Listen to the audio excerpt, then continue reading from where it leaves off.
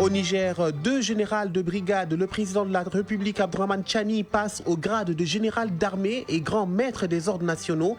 Une promotion à titre exceptionnel faisant partie des 646 recommandations formulées lors des assises nationales pour la refondation du Niger. Au Soudan du Sud, le premier vice-président Riek Machar a été arrêté hier par les forces du président du Soudan du Sud, Salva Kiir. L'ONU s'inquiète d'un possible retour d'un conflit généralisé. L'écrivain franco-algérien Boualem Sansal, arrêté à la mi-novembre pour des propos qu'il a tenus dans un média français d'extrême droite, sera fixé sur son sort ce jeudi devant le juge du tribunal correctionnel. Aux États-Unis, le secteur automobile a son tour frappé par la frénésie douanière de Donald Trump. Il annonce 25% de droits de douane supplémentaires sur le secteur automobile. En sport football, CAN des moins de 20 ans, la Côte d'Ivoire renonce à l'organisation à quelques jours de la compétition. Et puis CAN des moins de 17 ans, Maroc 2025, fin de stage de préparation pour les Aiglonnais à Tunis. À suivre dans la chronique judiciaire, la réglementation relative à l'abattage des animaux de boucherie. Au dire des experts, l'abattage, qu'il soit commercial ou rituel, doit préserver le bien-être de l'animal. Mesdames, Messieurs, bonjour et bienvenue à cette édition, 27e jour du mois de Ramadan. Eh bien, la nuit d'hier a été longue pour les fidèles musulmans qui probablement coïncide avec Laylatul Qadr, la nuit du destin, l'une des nuits les plus sacrées du mois de Ramadan. Cette nuit est considérée comme bénie, marquée par une intense ferveur religieuse et des prières spéciales. Elle révèle une importance particulière pour la communauté musulmane malienne qui s'est mobilisée en grand nombre pour effectuer des veillées de prière, des lectures coraniques et des invocations en quête de bénédiction et de miséricorde divine. Nos reporters ont sillonné la capitale, nous y reviendrons dans nos prochaines éditions. Autre actualité de taille, 26 mars 1991, 26 mars 2025, hier c'était la journée des martyrs.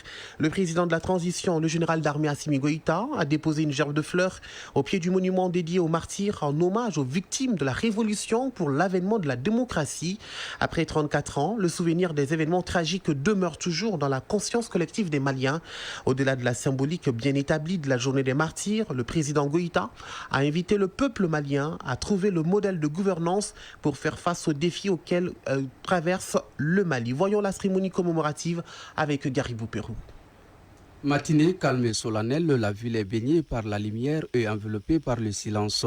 Au cœur de cette tranquillité arrive le général d'armée Assimi Goïta, président de la transition.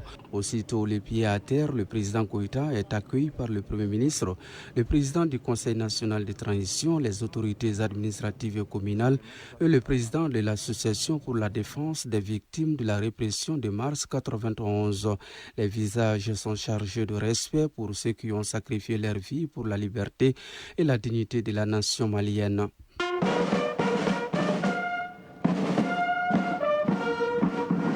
Le regard porté sur le monument des martyrs, le président Goïta s'arrête un instant. C'est le salut au drapeau et l'exécution de l'hymne national.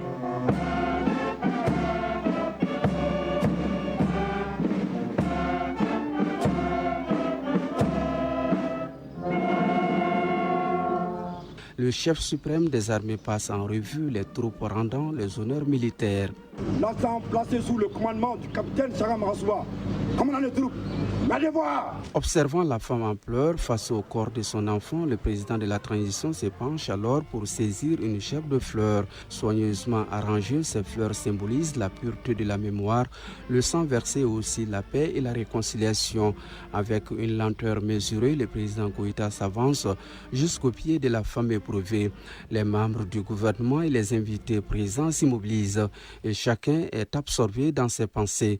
Une courte salve militaire résonne et le président Goïta vient d'accomplir un devoir de mémoire. Général d'armée Assimi Goïta, président de la transition. Je voudrais d'abord m'incliner devant la mémoire de toutes les victimes des événements de mars 1991.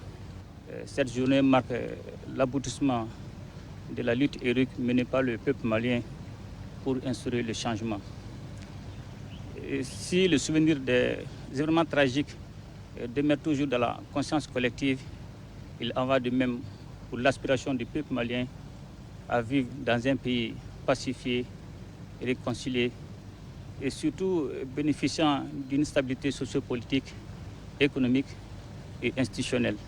Vivre dans un pays en paix, cet hommage est également un acte de communion nationale, une façon de dire que le sacrifice des héros ne serait jamais oublié. La nation restera unie pour faire face aux défis du moment. Au-delà de la symbolique de cette tradition bien établie, un profond devoir de mémoire et de communion afin de saisir les défis actuels auxquels notre pays est confronté. Après plus de 3 décennies, notre pays fait face à des turbulences politiques et institutionnelles. Et un certain nombre de questions méritent d'être posées, à savoir qu'est-ce qui n'a pas marché et quel modèle de gouvernance devons-nous adopter pour garantir la sécurité, la paix et le développement pour notre pays. Afin de trouver des solutions durables aux préoccupations légitimes de nos populations, les autorités de la transition ont initié plusieurs actions, notamment les assises nationales de la refondation, à partir desquelles le peuple malien s'est exprimé à travers 517 recommandations, dont la réforme majeure demeure toujours la promulgation de la nouvelle constitution. Aussi, il y a eu le dialogue intermalien avec à peu près 300 recommandations et dont l'état final recherché est la mise à disposition de la charte pour la paix et la réconciliation. Et je suis convaincu que la mise en œuvre de ces recommandations pertinentes permettra à notre pays de répondre aux aspirations profondes de nos populations. Plus loin, certains murmurent des prières envers ceux qui ont accepté le sacrifice. Le président Goïta salue les corps constitués et regagne le véhicule. Le cortège prend le chemin du retour tandis que le monument des martyrs est encore là. Immobile, il porte pour l'éternité les souvenirs du peuple fier de son histoire. L'histoire retiendra également qu'il y a de cela 34 ans, le peuple malien, soif de démocratie et de liberté, avait mis fin aux 23 ans de règne du président Foumaoussa Traoré au prix de nombreuses vies humaines. Pour marquer cette date, la pyramide du souvenir a organisé un colloque pour rappeler les idéaux du 26 mars 1991. La cérémonie était présidée par le ministre en charge de la culture, accompagné de ses collègues de la communication, celui de l'enseignement supérieur, le chef du département de la refondation de l'État et le ministre délégué auprès du Premier ministre chargé des réformes politiques. Les explications de Mamadou Fane. À l'occasion de la commémoration des événements du 26 mars 1991, la pyramide du souvenir a organisé un colloque pour mener une réflexion sur le thème « Rôle des acteurs socio-culturels dans le processus de la reconstruction de l'État au Mali », un thème qui s'inscrit dans la mouvance de 2025 décrétée Année de la culture. Fadima Koulibaly, directrice de la pyramide du souvenir. C'est renforcer ce processus de reconstruction, ce processus de refondation. Donc, nous avons choisi les politiciens, la société civile, la presse, la culture. Qu'est-ce qu'ils peuvent faire pour vraiment refonder et reconstruire ces pays? D'autres thématiques comme la randonnée des langues, brassage favorisant l'instauration de la réconciliation et de la paix durable, la contribution de la société civile dans la dynamique de la refondation, les acteurs politiques dans la reconstruction au Mali et le rôle de la presse dans la dynamique de reconstruction seront abordés par les panélistes. Famaganwoule Konaté, président du comité scientifique du colloque. La culture, c'est la terre sur laquelle je suis assise. Parce que la culture englobe tout. La langue, c'est le vecteur de communication. La langue aussi est le vecteur du changement social. Donc il faudrait à chaque crise également, il faut trouver les concepts, il faut trouver les mots-clés pour pouvoir dénouer la situation. Mahmoud Dafé, ministre de l'Artisanat, de la Culture, de l'Industrie hôtelière et du Tourisme. Au moment où nos sociétés sont en crise, parce que nous sommes en perte de repères, des caractéristiques de notre identité, il est utile d'échanger en vue de sensibiliser les populations, notamment les jeunes, et susciter un sursaut national. Ce colloque entre dans le cadre de la Semaine des martyrs célébrée chaque année. Lancement officiel à Koulikoro des activités de Faso Baro-Kenen dans la capitale du Méguitan, une initiative du président de la transition. Le thème de cette phase inaugurale est Maya et Dambé pour une culture du Mali-Koura. La cérémonie inaugurale a été présidée par le ministre de l'Artisanat, de la Culture et de l'Industrie hôtelière et du Tourisme. La correspondance de Ousmane Koïta. Maya et Dame pour une culture du Baligrois est le thème de la conférence inaugurale face au Baro Kene, une initiative du ministère de l'Artisanat, de la Culture, de l'Industrie hôtelière et du Tourisme. Cette conférence s'inscrit dans le cadre de la mise en œuvre du projet Culture Mali 2025 face au Baro Kene, un espace d'échange et de partage des valeurs traditionnelles du Mamoud Dafib, ministre de l'Artisanat, de la Culture, de l'Industrie hôtelière et du Tourisme. Qu'est-ce qu'était notre pays? Quelle était sa grandeur? Qu'est-ce qui faisait le Mali? Et aussi comment les sociétés vivaient ensemble avant? Quels étaient nos points forts? Comment les sociétés différentes savaient vivre ensemble? Parce qu'aujourd'hui, Maya et Dambé, c'est la synthèse et proscrivent toutes les mauvaises choses sur notre comportement. Mais aussi, c'est des choses qui font référence à des repères comme les retenues, la sobriété, la bonté, le partage, la solidarité, l'humilité et se connaître soi-même. Bourama Soumano, conférencier. Il faut reconstruire le nouveau type malien, le malien dans sa valeur humaine et créer le nouveau type de malien avec la nouvelle génération qui serait pétri des valeurs cardinales. Des questions sur le Dambé, les Mayas ont été largement développées par les conférenciers. Pour le ministre d'Affaires, l'objectif est atteint. Les recommandations issues de cette session inaugurale de Faso Baro Kene seront d'un atout important dans la reconstruction de notre culture. Koulikourou Ousmane Kouita, Salf Maïga pour l'ORTM.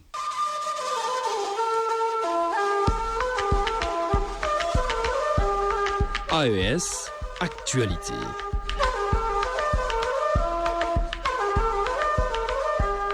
Au Burkina Faso, la deuxième édition des Journées nationales d'engagement patriotique et de participation citoyenne s'est ouverte hier avec une cérémonie solennelle de montée de couleur à la primature.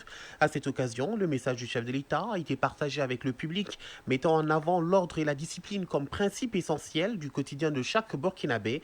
Il a également salué les efforts dans la reconquête du territoire, la contribution au fonds de soutien patriotique, le civisme fiscal et la conscience souveraine des sacrifices qui portent déjà leurs fruits pour le bien-être du peuple. Le récit de Hervé Caboret de la radio du Burkina. À la primature, le moment était solennel à la montée des couleurs marquant le lancement des journées d'engagement patriotique et de participation citoyenne deuxième édition.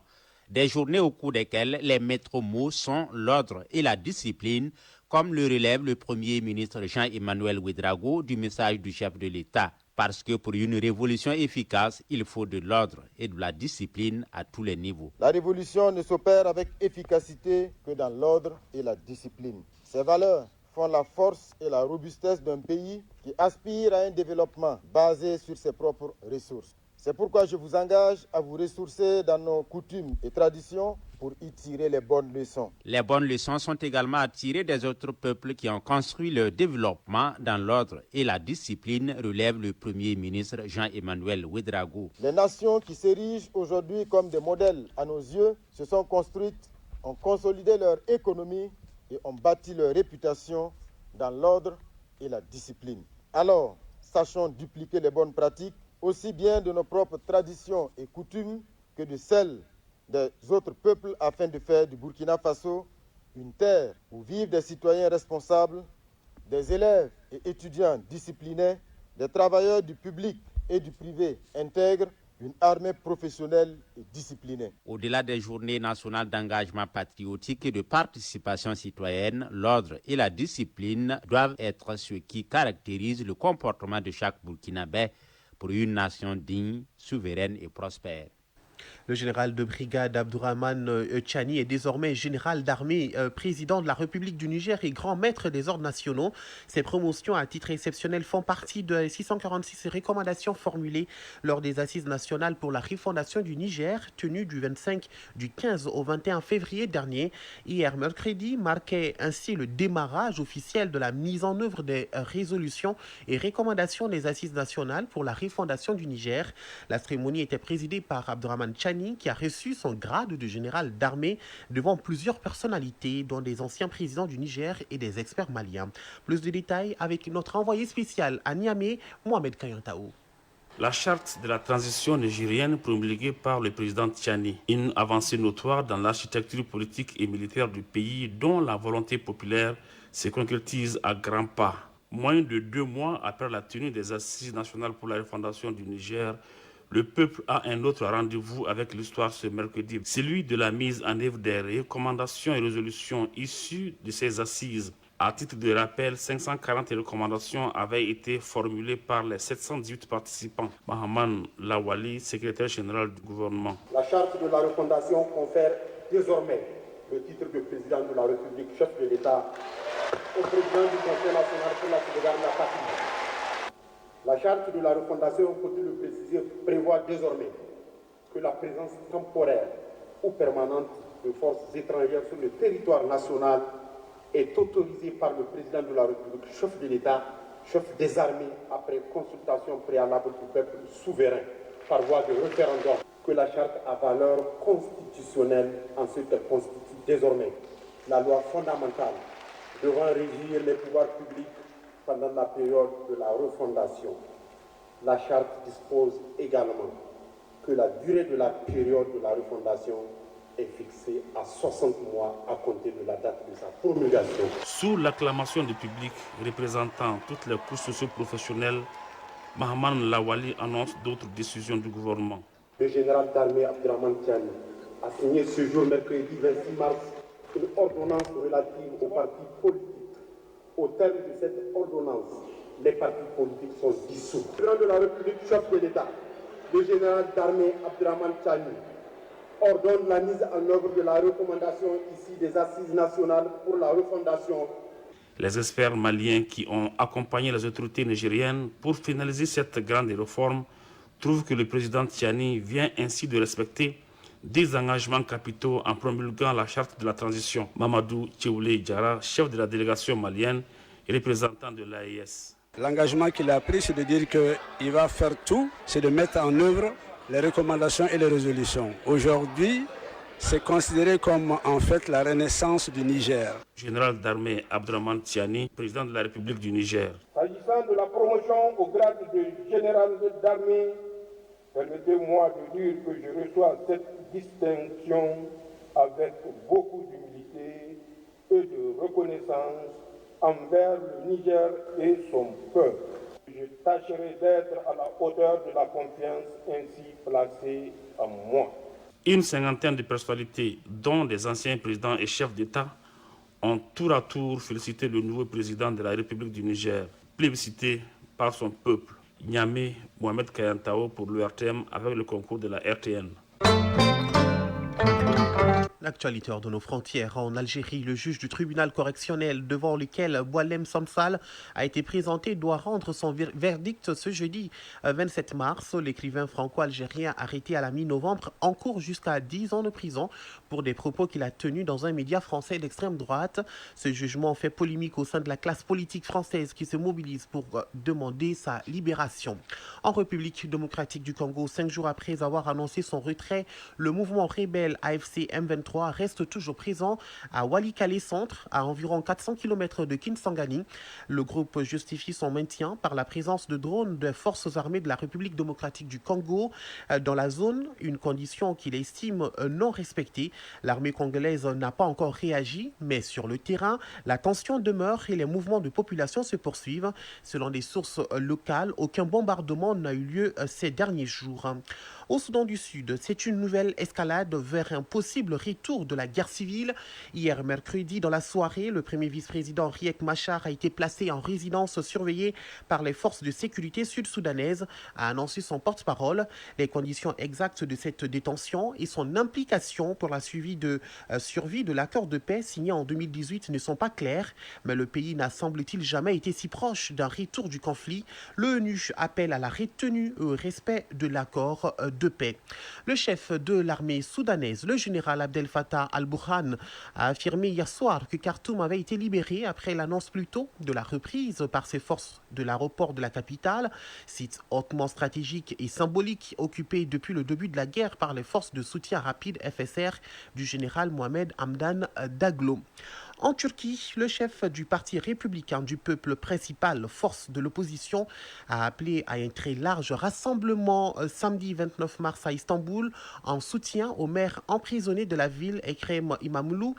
Un appel à manifester sur fond d'arrestation massive puisqu'environ 1500 personnes ont été placées en garde à vue depuis le début de la protestation le 19 mars, dont environ 200 emprisonnés à ce jour.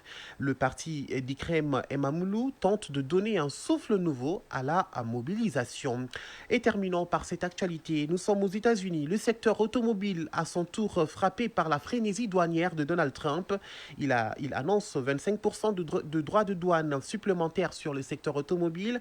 Ces taxes s'appliqueront à toutes les voitures qui ne sont pas fabriquées aux États-Unis, ajoutant qu'elles entreront en vigueur le 2 avril. Ces nouveaux droits de douane sur les voitures seront permanents, a précisé le président américain, qui a cependant assuré que ces futurs droits de douane dits réciproques seraient très cléments.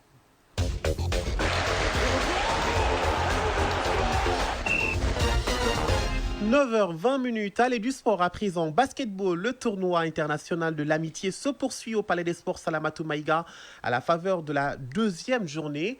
En football, au plan national, 2 rencontres ont donné le temps de la 16e journée du championnat national de football Ligue 1 et toujours sur le continent, toujours CAN des moins de 20 ans.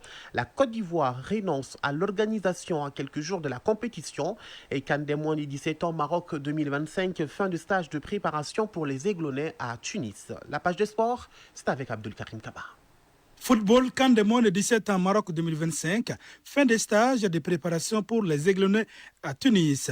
2 fois vainqueur de la compétition en 2015 et 2017, l'équipe nationale des moins de 17 ans du Mali a bouclé hier son stage de préparation en Tunisie et s'est envolée pour Casablanca au Maroc, où elle participera à la phase finale de la Coupe d'Afrique des Nations de la catégorie. Pour le sélectionneur des Aiglonnais Adama Djifla Diallo, ce stage de 6 jours a permis à l'équipe de s'acclimater et de procéder au déréglage en vue de la participation à la phase finale de la CAN des moins de 17 ans. D'ailleurs, la compétition est prévue du 30 mars au 19 avril prochain. Le Mali est dans le groupe D avec la Côte d'Ivoire, la Centrafrique et l'Angola. Pour la première journée, le Mali joue contre l'Angola le 1er avril prochain à partir de 17h, temps universel. Sur le continent toujours, CAN des moins de 20 ans, la Côte d'Ivoire renonce à l'organisation à quelques jours de la compétition. Alors que la Côte d'Ivoire doit accueillir la CAN des moins de 20 ans du 26 avril au 18 mai prochain, elle a annoncé dans un communiqué renoncer à l'organisation. Le gouvernement a pris cette décision à seulement quelques jours du début de la compétition. Les raisons de ce retrait n'ont pas été détaillées, mais il est clair que cette décision aura un impact significatif sur les calendriers sportifs du pays. En conséquence, la Côte d'Ivoire ne participera pas à la compétition. La CAF va donc devoir trouver dans l'urgence un pays capable d'organiser l'événement. Au plan national, 2 rencontres ont donné le ton de la 16e journée du championnat national de football Ligue 1. Au stade Mamadou Konaté, les 11 créateurs de Niarela et l'AS Real de Bamako se sont neutralisés 0 but partout. À Bougouni, au stade Moussa Diakité UTA, l'US Bougouni a dominé le Binga FC 2-1. Au programme cet après-midi, à 17h, l'AS Bakaridja affronte le Djoliba SC au stade Mamadou Konaté. À 19h, le stade malien de Bamako joue contre Afrique Football Elite, toujours au stade Mamadou Konaté. Cette 16e journée prendra fin demain vendredi avec des affiches suivantes. US Bougouba, AS Police, l'USFAS, les Étoiles du Mandi. À présent, basketball, le tournoi international de l'amitié se poursuit au Palais des Sports Salamatou Maïga à la faveur de la 2e journée. Chez les garçons, la Côte d'Ivoire a dominé la Guinée par 68-66. En filles, la Côte d'Ivoire gagne 65-22 devant la Guinée-Conakry. L'équipe A du Mali s'est imposée devant l'équipe B 63-60. Rappelons que cette compétition se poursuivra jusqu'au 30 mars prochain. Chronique judiciaire. L'abattage du bétail réglementé au Mali, c'est dans le titre 1 de l'arrêté interministériel 2298 du 17 juillet 2017 et le manuel d'inspection des viandes de boucherie au Mali qui l'organise. L'abattage d'un animal de boucherie, c'est-à-dire destiné à la consommation, se fait obligatoirement dans un abattoir ou sur une aire d'abattage autorisée. Tout abattage en dehors de ces lieux est considéré comme clandestin. L'abattage, qu'il soit commercial ou rituel, doit préserver le bien-être de l'animal. La réglementation relative à l'abattage des animaux de boucherie dans la chronique judiciaire avec Garibou Pérou. Après l'inspection ante-mortem, les animaux admis à l'abattage sont conduits au poste d'abattage. Les espèces autorisées et celles non autorisées à mettre à mort pour la boucherie sont définies par l'article interministériel du 17 juin 2017. Les dispositions prises par cet arrêté veillent au respect de la protection animale. Dr Modibo Ongoiba, chef de division inspection de la santé publique à la Direction nationale des services vétérinaires. Il y a l'arrêté interministériel 22/98. Et dans l'article 1er, ils disent que les espèces dans nos conditions qui sont destinées à l'abattage sont les bovins, il y a les ovins, les caprins, les camélidés et les équidés. Dans le même arrêté, il dit d'autres espèces sauf par dérogation spéciale. C'est comme le chien et l'âne qui sont autorisés, mais pas pour la consommation humaine, mais destinés à l'exportation. Et là, il faut une autorisation spéciale du ministre en charge de l'élevage. Pour faire l'abattage, d'abord, l'animal, on doit faire l'inspection ante-mortem. C'est-à-dire, avant de l'abattre, il faut l'examiner vivant. On dit l'inspection sur pied ou l'animal vivant. On l'observe. Est-ce qu'il est malade? Est-ce qu'il présente des signes? Il a la fièvre? On l'examine d'abord. Il y a des femelles gestantes. Une femelle qui attend un petit, on ne doit pas l'abattre. Ou les tout petits animaux, on ne doit pas les abattre. Les animaux malades aussi, on ne les abat pas. L'abattage peut se passer de plusieurs manières et avoir plusieurs motifs. Selon les cas, les animaux doivent subir la saignée pour le rituel religieux, la contention ou l'étourdissement. On a un manuel sur l'inspection des viandes de boucherie au Mali. Dans le manuel, c'est la méthode halal. On dit licite en arabe. L'animal est couché, on l'entrave en direction de la Mecque. Et celui qui doit égorger, lui, c'est un musulman, il connaît les rites. Donc avant d'égorger, il prononce la formule Bismillah Allahu Akbar. Au nom de Dieu, Dieu est grand, et puis il égorge avec un couteau très tranchant et rapidement pour que l'animal ne souffre pas beaucoup.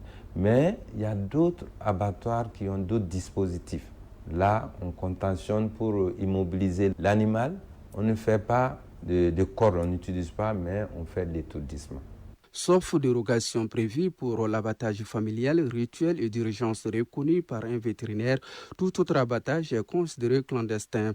Il constitue donc une infraction. Sauf par dérogation spéciale. Pendant les fêtes religieuses où on parle d'abattage familial. Maintenant, les fêtes religieuses, il y a les lieux qu'on doit déterminer avec les autorités administratives.